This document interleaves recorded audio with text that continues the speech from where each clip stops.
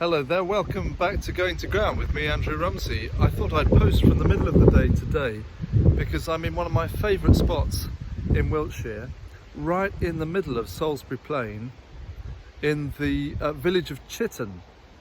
And I'm outside the chancel of Chitterne Church. And the chancel is all that remains of the original Chitterne Church. The new building is around the corner, but can you see, isn't that lovely? The chancel remained as a mortuary chapel, so somewhere where the bodies of those whose funerals were about to take place would be brought. And I'm so glad it remains, look, with a graveyard around it. And I've just been taking a service actually in the new church. New church is 160 years old, but and I wanted to come round to show you this, which I discovered a few weeks ago, and I wonder if I can give you an impression of it. As soon as you're inside, you're at the altar. So the chancel is the part of the church, the east end of the church, near where the communion is celebrated in services of worship. And so there's just a couple of rows of seats, and then we're at the communion rail. It's lovely in here. It's got this lovely aged patina. People call it now, don't they? But around the memorials and along the line wash on the walls, everything has I think it's a really beautiful spot, and I took some pictures here a little while ago. I just love these corners and the way the light fills it, because of course for a tiny building, certainly for a tiny 600-year-old building, there's an immense amount of glass, much more than there would be in any other building of this size from that era, just surrounded with clear glass with a couple of bits of staining at the top, but otherwise really light.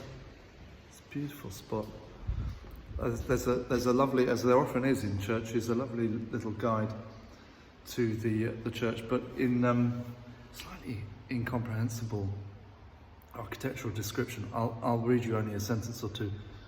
This building was the chancel of a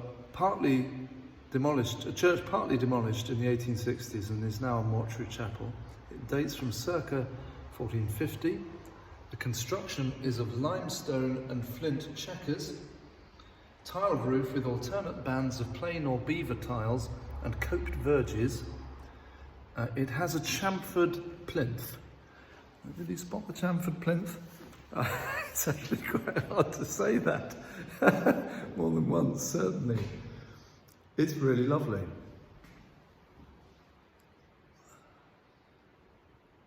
How do you feel in church buildings? We know that they're powerful kind of spaces, and for obvious reasons. Buildings take on the character of what's taken place in them, don't they? But they provoke strong reactions in us. Some people of deep spirituality really loathe churches and can't bring themselves, unless they need to cross the threshold and consider this is a space that's not for me at all. And I think the threshold of a church is often a really difficult thing for people. That's one of the reasons I was always so keen to put on concerts and other events in churches of a more broadly secular nature, because they are obviously religious buildings. They are explicitly so, dedicated to God for the purpose of worship. But they're also the original communal buildings in this country, and for hundreds and hundreds of years, as you know.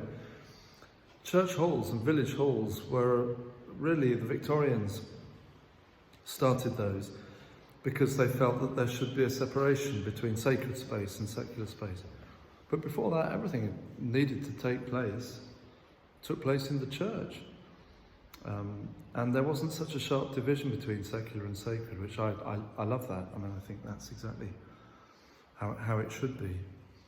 And so these are, I guess what I'm wanting to say is, because we'll be visiting a few churches during Going to Ground this season, and whatever you believe, and whether you're just watching this as somebody who's not a Christian or not sure what you believe, or believes is part of another faith, that these are for you, these buildings. They are for us all. They're part of our national heritage, but they're more than that. They are storehouses of memory. They are places where truth has been told, where the heights and depths of life have been encountered. Births, marriages, deaths, those key moments of our community life have all been shared, held here.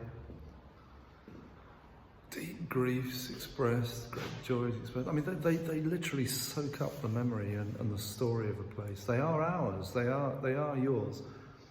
And people like me are not here to patrol them. We're here to care for them, but we're not here to fend people off or out of them.